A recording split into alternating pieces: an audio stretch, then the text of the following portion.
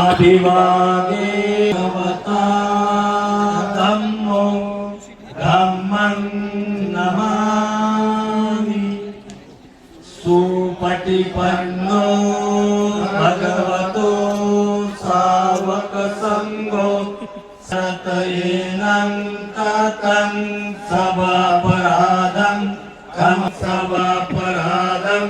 खमतु मे। अर्धापूर तालुक्यातील बावरीनगर दाभड येथील कार्यक्रमास आरोग्य तपासणी शिबिराचं आयोजन करण्यात आलेलं आहे।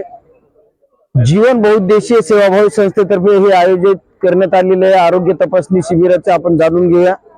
या ठिकाणी आपण पाहू शकता बाहेरगावी आलेले उपासिका या ठिकाणी त्यांच्या आरोग्याकडे लक्ष देण्यासाठी या ठिकाणी उपाययोजना योजना करण्यात आलेली आहे। सर, या उपाययोजना कशा पद्धती आणि कोणामार्फत करण्यात? आमची एक जीवक सेवाभावी बहुउद्देशीय संस्था आहे। त्यामार्फत नांदेडमधील जे डॉक्टर्स आहेत, MBBS doctors, BMS doctors, homeopathic, dentist, या सगळ्यांच्या सहभागातून हा इथं शिबिर आम्ही घेतो। हे 2 दिवस चालतं। याच्यामध्ये अचानक कुणाची तब्येत बिघडली, जवळपास 1.5-2 लाख इथं उपासक येतात भेट देण्यासाठी। त्यापैकी कुणाला अचानक काही चक्कर आली, BP वाढला, शुगर वाढला, कमी झाली, वाढली, काही त्रास झाला, तर त्यांच्या सगळ्यांच्या आरोग्याच्या काळजीसाठी हे इथं शिबिर आम्ही दरवर्षी आयोजित करत असतो। आज त्याचाच पहिला दिवस आहे। मी डॉक्टर आनंद सूर्यवंशी फिनिक्स हॉस्पिटलमध्ये नांदेडला काम करतो आणि आमच्या संस्थेचे डॉक्टर कसबे आणि इतर मंडळी आहेत। व तसेच अर्धापूर पंचायत समिती व ग्रामपंचायतच्या मार्फत या ठिकाणी नियंत्रण कक्ष ठेवण्यात आलेले आपण जाणून घेऊया। या ठिकाणी सर्व कर्मचारी या ठिकाणी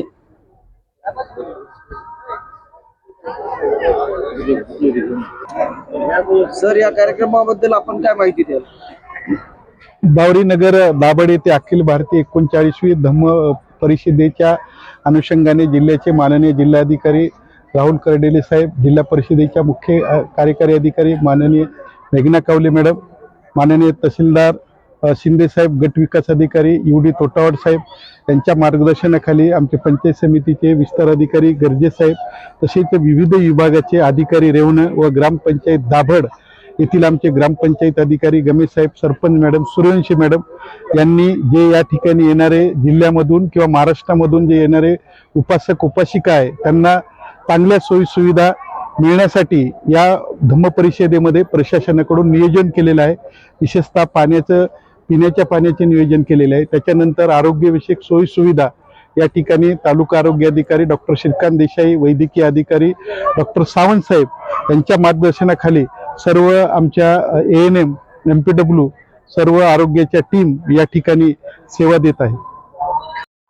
अर्धापूर तालुक्यामध्ये 39वी अखिल भारतीय बौद्ध धम्म परिषद या ठिकाणी आज चालू झालेले, तर आपण उपासक उपासिका यांना काय आव्हान करणार आहे किंवा काय संदेश देणार आहे?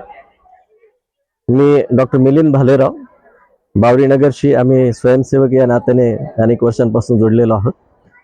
ही 39वी अखिल भारतीय बौद्ध धर्म परिषद आदरणीय महाउपासक डॉक्टर SP गायकवाड यांनी आयोजित केलेली आहे.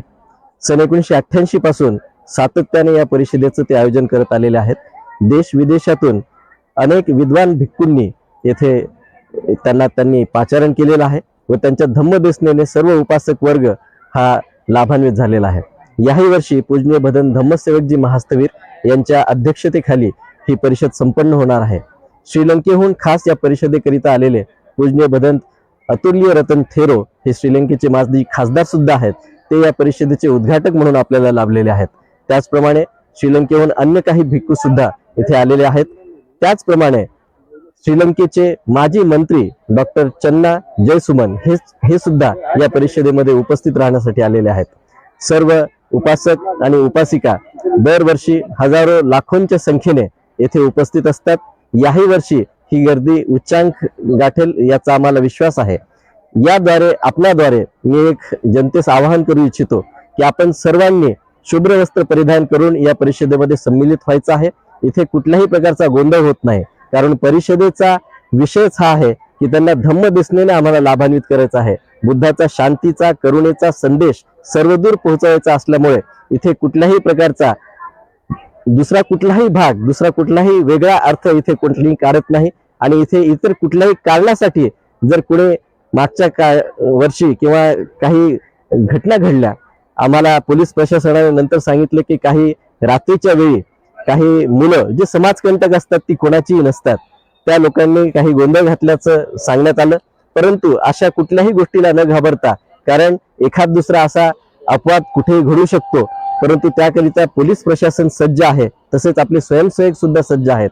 त्यामुळे इतर कुठल्याही गोष्टीची भीती न बाळगता अगदी शांत मनाने आपण सर्वांनी ह्या धम्म परिषदेमध्ये सम्मिलित व्हावं व पूजनीय भिक्खू संघाच्या धम्मवाणीने लाभान्वित व्हावे. धन्यवाद.